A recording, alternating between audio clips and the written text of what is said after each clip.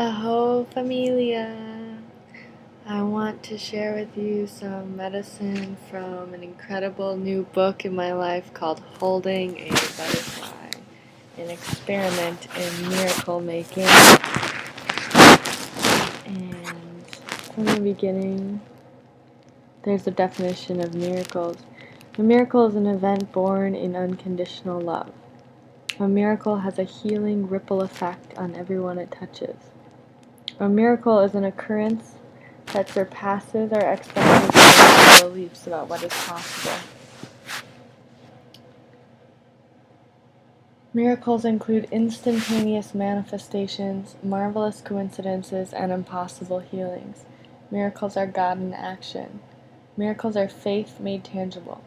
Miracles reshape our definition of reality. Miracles dissipate fear, despair, hatred, and pain. Miracles help us to know our oneness with all life. Miracles show us that we are never separate from God. Miracles teach us that love is the only true power there is. Miracles lead to uncontrolled outbreaks of inner peace and joy. Miracles arise from uncontrolled outbreaks of inner peace and joy. Miracles demonstrate the awesome power we have to change our lives and to change the world around us. Aho. Well, miracles have just been a really big part of my life lately, and I think they can be part of everyone's life all the time. So let's work on growing that. I wanted to share an exercise, one of the first ones in this book, called Emergency Self-Care. And I think it's really beautiful to be empowered and to take on our self-care. So I'm going to read this for you. Every hour or so, just stop and notice your frame of mind. If it's some form of happiness, peace, contentedness, gratefulness, or lovingness, enjoy it and consciously amplify it.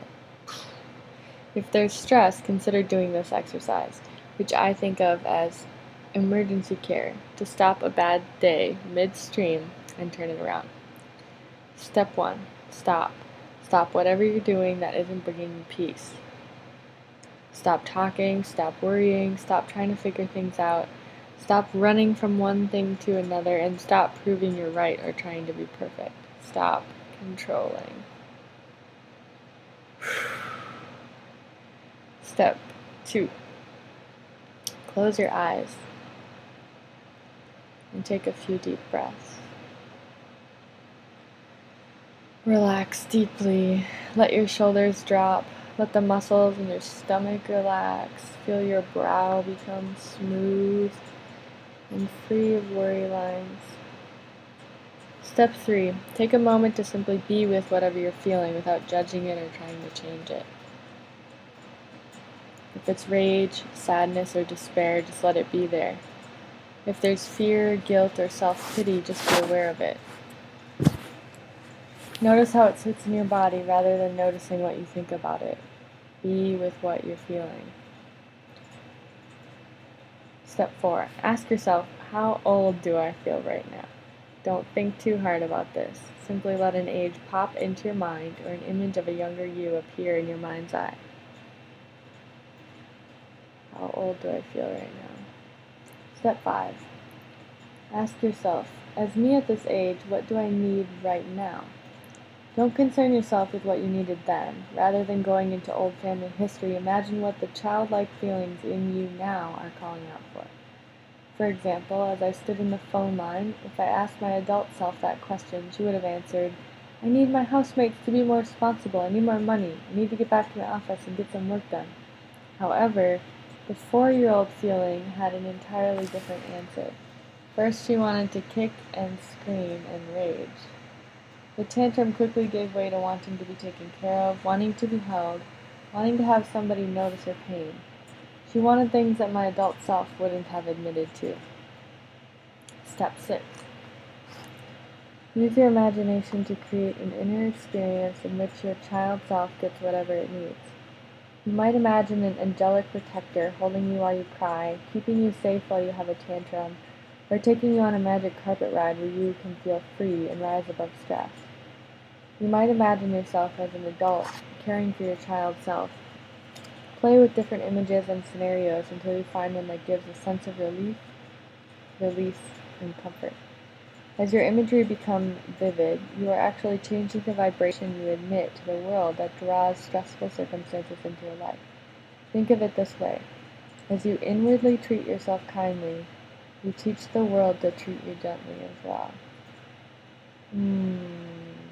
So use your imagination and give your child self an inner experience to meet whatever its needs are.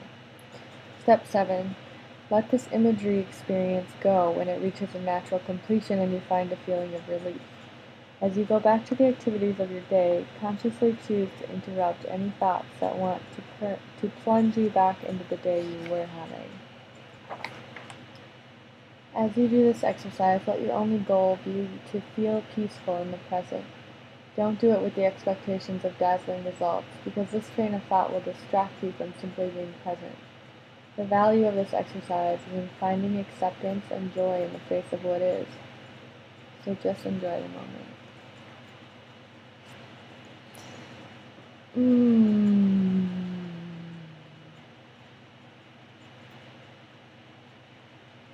Well, thank you so much for joining me here. Thank you for letting me share something so beautiful and healing. And I hope that we can all rest and be easy. May you find peace and joy in the present moment. Love you.